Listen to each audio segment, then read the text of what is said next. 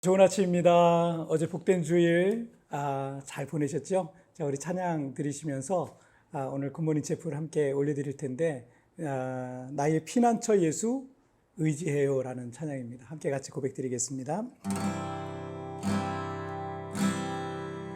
나의 피난처 예수 의지해요. 나의 피난처 예수 의지해요. 나의 가는 길에 거센 바람 몰아쳐와도 나의 피난처 예수 의지해요.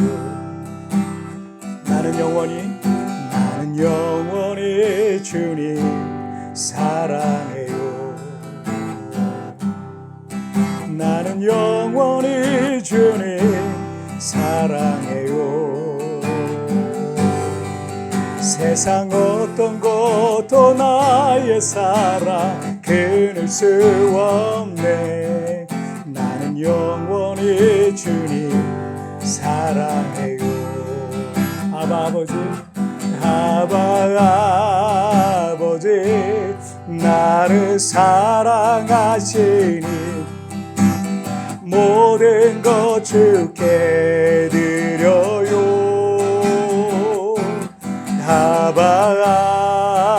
아버지 내가 여기 있으니 주님 영광 위하여 써주세요. 다시 한번 나의 피난처 예수 의지해요. 나의 피난처 예수 의지해요. 나의 가는 길에 거센 바람 몰아쳐와도 나의 피난처 예수 의지해요. 나는 영원히 주님 사랑해요. 나는 영원히 주님 사랑해요. 세상 어떤 것도 나의 사랑 끊을 수 없네. 나는 영원히 주님 사랑해요. 아버지 나를 사랑하시니 나의 모든 것 주께 드려요. 아버지 내가 여기 있으니 주님 교회 위하여 써주세요. 아버지 나를 사랑하시니 나의 모든 것 주께 드려요. 아버지 내가 여기 있으니 주님 나라 위하여 써주세요. 주님 나라 위하여 써주세요. 아멘. 자, 우리 같이 기도하겠습니다. 하나님 아버지 감사합니다. 우리의 인생을 살아가다 보면은 때때로 내 힘과 내 능력으로 감당할 수 없는 그런 일들을 만나곤 합니다. 하나님, 오늘도 나의 피난처가 되신 그 주님의 날개 아래 피합니다. 오늘 주님께 피하는 이들마다 안아주시고 품어주시고 위로해 주셔서 영원토록 지켜주시고 돌보시는 그 하나님을 만나고 경험하는 귀한 시간 되게 하여 주옵소서. 이 아침에도 이 체프를 통해서 하나님 앞에 나아갑니다. 말씀으로 우리를 새롭게 하여 주시고 성령으로 나를 고치시고 치료하여 주옵소서. 감사하며 예수님의 이름으로 기도하옵나이다. 아멘. 자, 오늘 우리에게 주신 하나님의 말씀은 시편 48편 1절부터 14절까지의 말씀, 우리 쉬운 성경으로 제가 봉독해 올리도록 하겠습니다.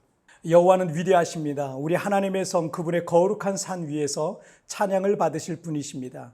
그 성은 터가 높고 아름다우며 온 세상이 기쁨이 됩니다. 시온산은 북방의 가장 높은 산과 같습니다. 그것은 위대한 왕이 계신 성입니다. 하나님께서 그 성 안 궁궐에 계십니다. 하나님께서 스스로 피난처가 되어주셨습니다. 수많은 왕들이 모여 그 성을 치러 왔습니다. 그러나 그 성을 보고 그들은 깜짝 놀라서 무서워하며 달아났습니다. 두려움이 덮치자 아이를 낳는 여자처럼 그들이 고통하였습니다. 동풍이 부서지는 다시스의 배들처럼 주께서 그들을 깨뜨리셨습니다. 전능하신 여호와의 성 안에서 우리가 귀로 들었습니다.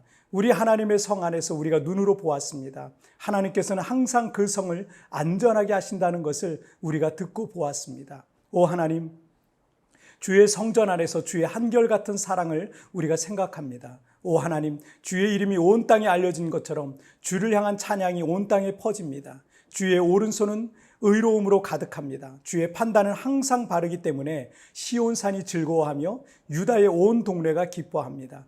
너희는 시온을 둘러보고 그 주위를 걸어보아라. 그리고 그 망대들을 세워보아라.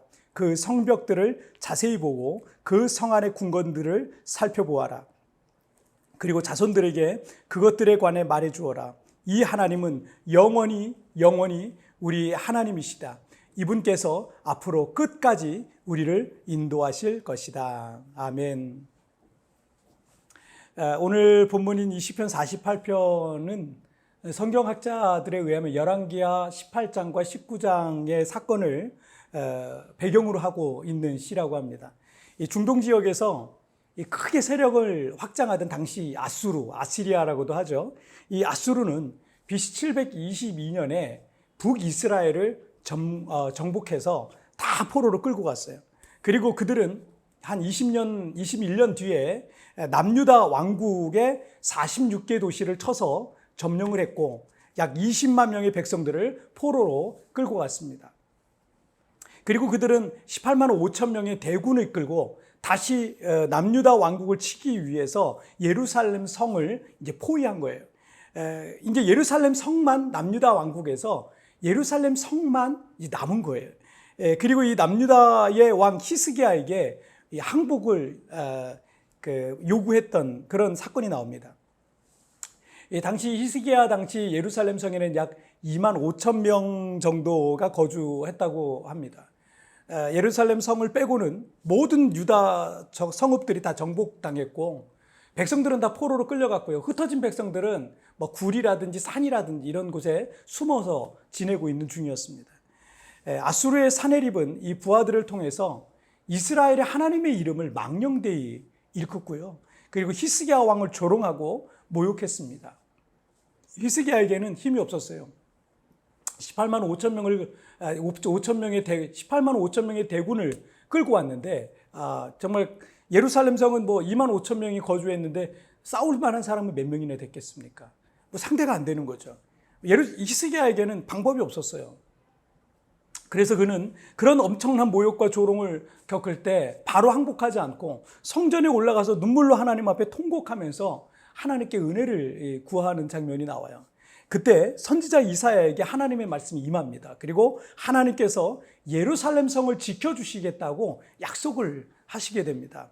열왕기하 19장 35절에 보면 그날 밤에 여호와의 천사가 아시리아의 진으로 나아가서 아시리아군 18만 5천 명을 죽였습니다.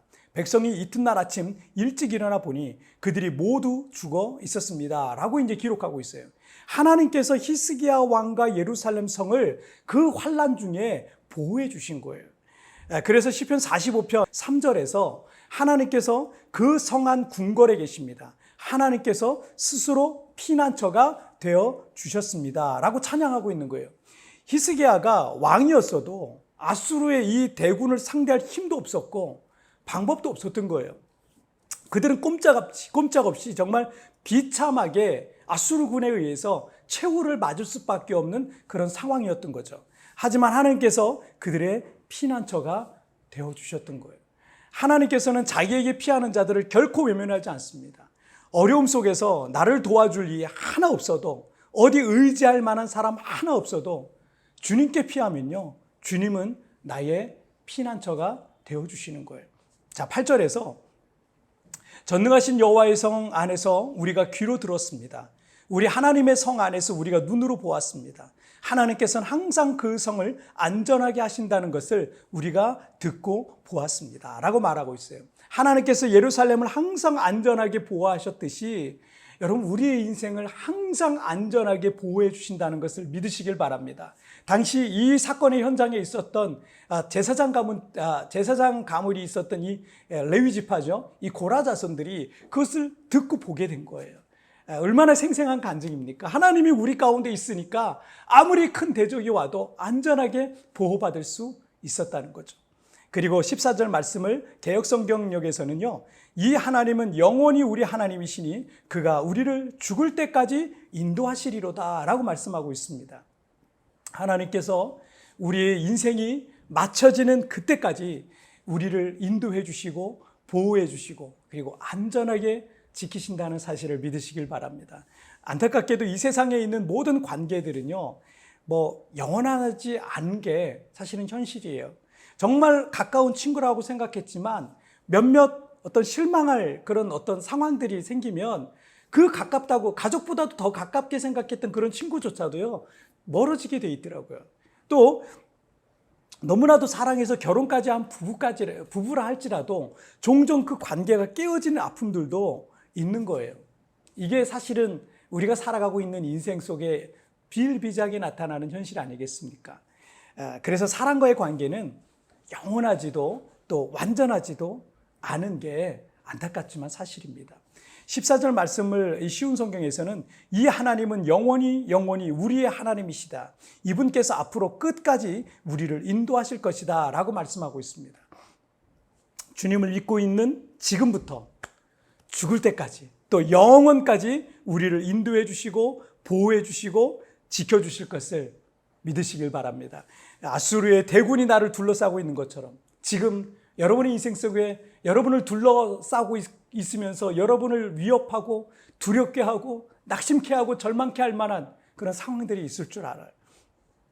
그런 인생의 큰 시련으로 두려움 속에 우리가 있을 수 있지만 그 엄청난 상황 속에서도 하나님은 끝까지 우리가 죽을 때까지 우리가 천국 가는 그 순간까지 우리를 안전하게 보호해 주실 것을 여러분 믿으시길 바랍니다. 함께 기도하시겠습니다.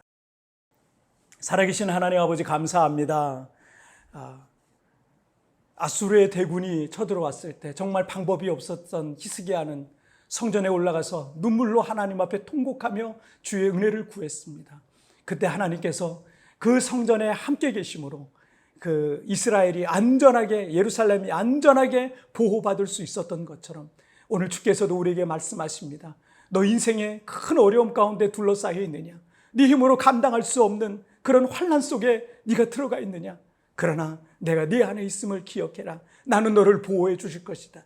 나는 너를 안전하게 지켜줄 것이다. 나는 끝까지 영원토록 너와 함께 할 것이다. 약속해 주시니 정말 감사합니다. 이 약속의 말씀 믿들고 붙들고 오늘 하루 또 우리의 삶의 현장으로 들어갑니다. 그 삶의 현장에서 하나님 나를 붙잡아 주옵소서. 넉넉히 싸워 이길 수 있는 믿음과 용기를 나에게 더하여 주시고 하나님 믿음의 사람들에게 승리의 현장이 있게 하여 주시옵소서. 나를 통해서 하나님의 놀라운 일들을 이루실 그 하나님을 찬양하며 예수님의 이름으로 기도하옵나이다. 아멘.